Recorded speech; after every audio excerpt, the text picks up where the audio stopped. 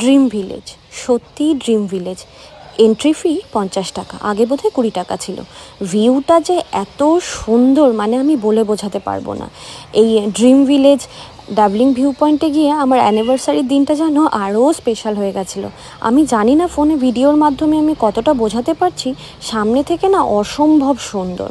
আর অ্যাডভেঞ্চারের জন্য অনেক কিছু করা আছে। আর আমার না অনেক দিনের ইচ্ছে ছিল আমি পাহাড়ে গিয়ে সালোয়ার পরবো। তো ওয়েদার ভালো ছিল, একদম ঠান্ডা ছিল না, আর সেই ইচ্ছেটাও আমার পূরণ হয়ে গেছে। আর এই দোলনাগুলো চড়তে যে এত ভালো লাগছিল না, রিত তো কী যে মজা পেয়েছে। একবার নিজে একা চড়ছে, একবার বাবাকে নিয়ে, ওইদিকে আবার দাদাকেও ডাকছে।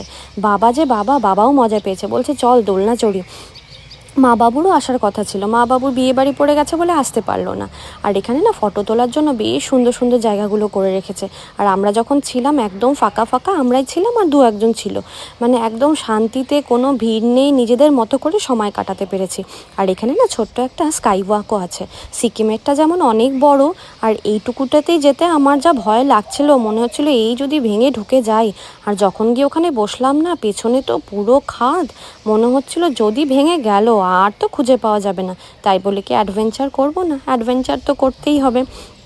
আর এই বড় দোলনাটায় যখন চড়ছিলাম, চারিদিকে ঠান্ডা হাওয়া, মনে হচ্ছিল আমাকে এখানেই রেখে চলে যাও তোমরা।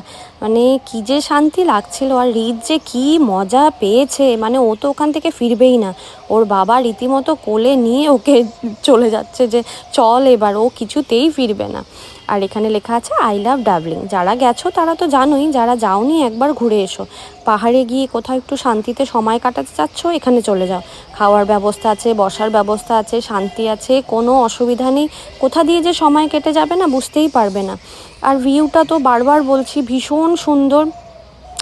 তো যাই হোক, আমার দিনটা তো ভীষণ ভালো কাটলো। এখানে আরও অনেক জায়গায় গেছি, একবারে তো সবটা দেখানো যাবে না, পরের ভিডিওতে আবার দেখাবো। তো আগে আপনাদের সাথে আরও অনেক গল্প হতে থাকবে। সকালে ভালো থাকবেন, কেমন?